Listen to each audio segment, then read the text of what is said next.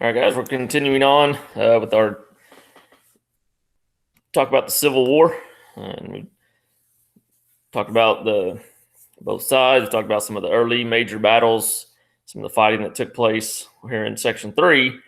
We're going to talk about life during the Civil War, not just for the soldiers, but what was going on all over the country um, during this 4 year period of the Civil War. Okay, the war is going to affect everybody. It's going to affect not just the soldiers who are fighting and perhaps becoming wounded or losing their lives, but it's going to affect families both in the North and the South. Husbands and fathers will leave their families to go fight, leaving those households without a male figure. The women will have to take care of the homes. Many school-aged children will just stop going to school because they've got to stay home and help the family. Um, Southerners are going to feel these effects the most, and that's because most of the fighting took place in the South. We mentioned a lot of school-aged children quit going to school. Well, especially in the South, a lot of schools were closed because the war is going on around them, and obviously you can't be sending children to school in the middle of a civil war. But also, the South depended upon the outside world for almost everything. And we've talked before about there was no manufacturing in the South hardly, and so when it came to their everyday items that they used, those goods and supplies were, you know, imported in from other parts of the country and other countries um, itself. So, a lot of the things that they were used to having, they had to learn to do without, especially during this 4 year period because they couldn't get those supplies. Um, One, because of the blockade. Two, because there was no manufacturing, and the North was not going to send them these goods in the middle of this war. So the South is gonna feel these effects more so than the North.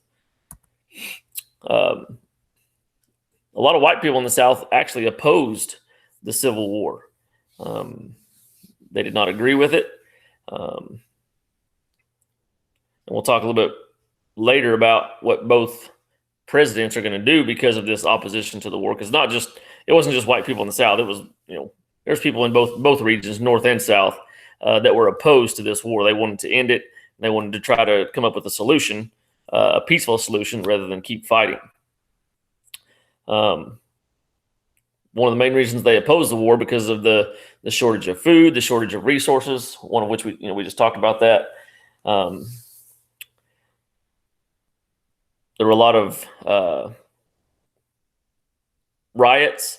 A lot of that was by women and children because of the food shortages. So they would kind of host these parades or these riots, trying to get the state governments to give them some food so that they could actually survive. And so, one of the main reasons for this opposition was because of the food shortages and the shortages of resources there in the South. Crops, homes, cities are all destroyed. Thousands of people, especially in the South, became refugees, which is just somebody who is displaced. Sorry, I got my cord wrapped around me here. Someone who is displaced from their home because their home's destroyed. Now they have to move and go live somewhere else. That's a refugee, and thousands of people in the South became refugees because of the Civil War and the destruction that the war took on their landscape. And I've got some pictures here of some different cities throughout the South. I think several of them are from Richmond, Virginia, but you can see just the destruction that took place in these cities. As we scroll through here, you see the railroad lines there being destroyed, buildings toppled from bombardments. I believe these two are in Richmond, Virginia. You see the cannonballs scattered around everywhere, buildings basically just heaps of bricks now. So a lot of destruction, especially in the southern states when it came to the Civil War. One final picture here.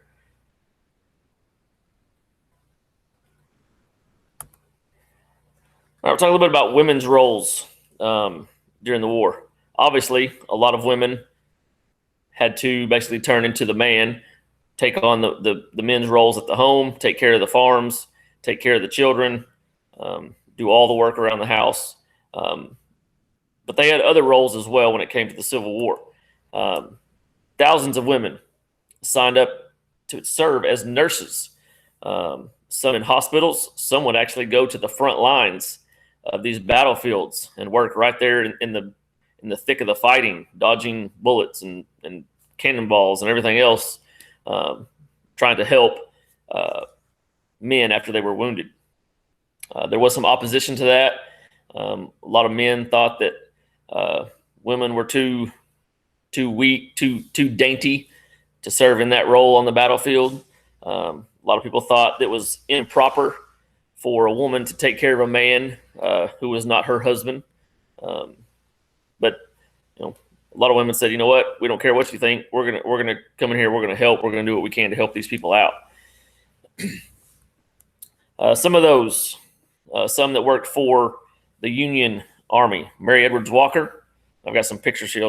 They'll come up in just a second. She became the first female Army surgeon, kind of on the front lines there. Dorothea Dix, who will become the superintendent of nurses, of all nurses for the entire Union Army. She'll basically be the supervisor of all the nurses that will come in and work for the Union soldiers. One you've probably heard of, Clara Barton, becomes famous for, again, helping wounded soldiers during wartime. And if you don't know, after that, she'll become the founder of the American Red Cross. So if any of your family members, older family members, ever go and give blood and do those types of things for the Red Cross, the blood drives and all that, that's the American Red Cross, and that was founded by Clara Barton. Famous Confederate nurse was Sally Tompkins. She set up a hospital in the South. She's going to be the only female officer in the Confederate Army. She'll actually rise to the rank of captain in the Confederate Army and serve as a captain, but her service will be in the role of nursing, not a captain as the men captains who are going out and doing the actual fighting. There's some pictures. Throw these up there. Clara Barton there. But just some of the women and the roles that they had.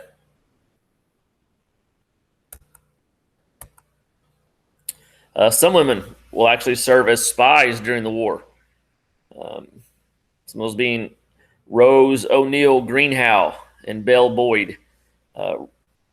Greenhow was a socialite in Washington, D.C. Basically, I mean, she ran with the upper class, the high society individuals. She was around the president. She was around senators, representative members. She was around military leaders in these high class political settings. Well, at those parties and dinners and things, information was passed around, and she would just sit and listen. She would hear that information, and she would pass that on to Confederate leaders in the South. Confederate President Jefferson Davis actually gives her credit for the South's victory at the First Battle of Bull Run, because she was able to give information to the leaders about what was going to take place at Bull Run in that first battle in 1861. We've talked about Harriet Tubman. Harriet Tubman actually serves as a Union spy. Yes, she continued to conduct on the Underground Railroad and lead slaves to freedom, but she also served as a spy for the Union Army as well. Some women did actually fight in different battles. However, in order to do that, they had to disguise themselves, because women were not allowed to serve in the military and fight in battle. Frances Clayton was one. Loretta Velasquez was one. And again, I'll show you some pictures here in just a second. But these two are Greenhow and Belle Boyd, who served as spies. And you've got Frances Clayton here on the left, and Loretta Velasquez here that served. I know Velasquez, she fought at Bull Run. She also fought at the Battle of Shiloh. I'm not gonna lie. I'm gonna be honest. Miss Frances Clayton here kind of looks like a guy. So take that for what you will. But she may not have had to disguise herself very much. Kind of shifting gears here, we'll talk a little bit about prisoners of war. Anytime there were battles, when a battle was over, the surrendering side, oftentimes those individuals became prisoners of war. Early in the war, both armies would have prisoner exchanges. I mean, they'd come together, they'd exchange their prisoners so that the men could be back with their regiments or their army. Well, as the war drug on, that got a whole lot more difficult, and so they began to set up prisoner of war camps or POW camps. Early on, those POW camps were, fairly decent, but again, as the war drug on and on, those became a lot less suitable for people to live in. One of the most notorious prisoner of war camps was at Andersonville, down in Georgia. Originally, when it was set up to house about 10,000 Union prisoners. Late in 1864, there are over 30,000 prisoners living at Andersonville. Very, very overcrowded. Like I said, it's suitable for 10,000. They had, I think, 33,000 was the most that ever lived at Andersonville. I got some pictures here. You can just see there just how crowded it was. But at Andersonville, there were no barracks or bunks for people to sleep in. They built makeshift tents and shelters called shebangs. A lot of people would set up a little shelter and then dig a hole in the ground and kind of burrow themselves in the ground to get out of the elements, because in the winter it was very cold. Well, and Georgia summers can be very brutal, and these guys are out in the elements. Very malnutritioned. The supplies were very low. Food was very low. Their rations, I think a day each individual would receive like a teaspoon of salt, 3 teaspoons or tablespoons of beans, and a little bit of cornmeal. And that was all they got for a single day. So you can imagine just how malnutritioned these individuals were. And I put a link to a article here talking about Andersonville. It's not very long. I'm not going to click on it and go into it, but I encourage you to click on that and read through what took place at Andersonville. You can compare it to some of the concentration camps of World War II in Germany, where the Jews were sent by Hitler. It's not uncommon for men who once they arrived, who were 190, 200 pounds, if they survived, they'd be less than 100 pounds once they left, basically just skin and bones. Again, I would read through that article. It's got some good pictures. It's got some good information as to what took place at Andersonville. A lot of disease ran through Andersonville. There was one small little stream that ran through the middle of camp. Well, that stream served as a sewer. It served as a place where you could bathe. It also served as where you got your drinking water. So, again, dysentery, very prominent.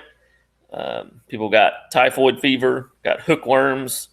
Again, because of the little amount of food and nutrition and vitamins, a lot of men got scurvy.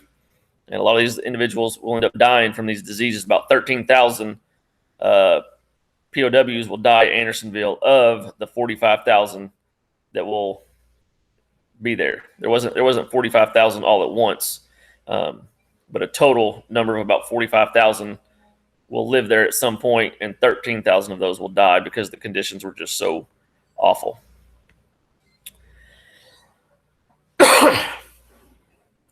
Most soldiers who do die in the Civil War don't die from being shot or killed in battle. They'll die from diseases or sickness after they've been wounded in battle. Obviously, medicine, not like what we have today. So oftentimes, if you were wounded in battle, the only thing they knew to do was to amputate your limbs. So you got shot in the arm. Instead of going in and trying to do surgery and repair, they would just cut your arm off or cut your legs off, or whatever it was, wherever you were wounded.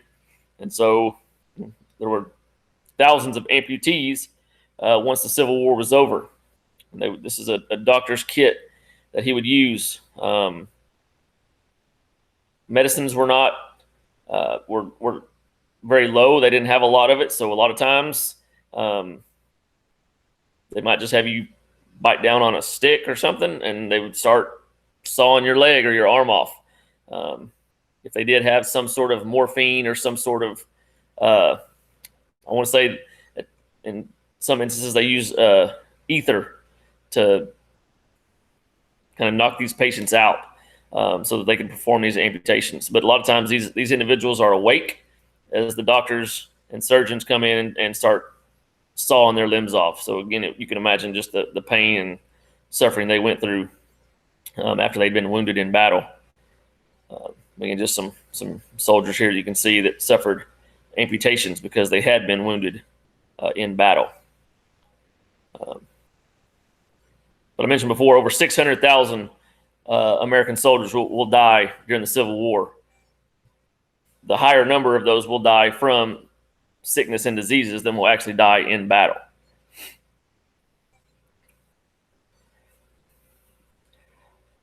A little about party politics. I know this is kind of a smorgasbord of information. But party politics, both Democrats, Republicans in the North and South will be split when the war starts. There are those who oppose the war, those who are for the war on both sides. That's going to lead to some political unrest when it comes to politics. A lot of Republicans were abolitionists. An abolitionist is one who was against slavery, wanted to end slavery everywhere.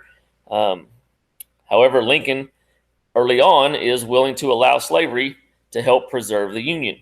When the war starts, he doesn't want to just make slavery absolutely illegal. And a lot of that had to do with the border states. Remember, he wants to keep those border states part of the Union rather than have them secede as well. And so he got a lot of backlash from a lot of Republicans because he did not end slavery when the war started. And we talked last time about after Antietam, he will finally pass the Emancipation Proclamation, making slavery illegal in the southern states that had seceded. But a lot of Republicans not happy with Lincoln's stance on slavery when the war starts. He didn't think the war should be about slavery. He thought it should be about restoring the Union in the early stages. When it came to the Democrats, you had basically two different sides. You had the war Democrats and you had the peace Democrats, who got the nickname the Copperheads. And they wore these copper pennies on their jackets.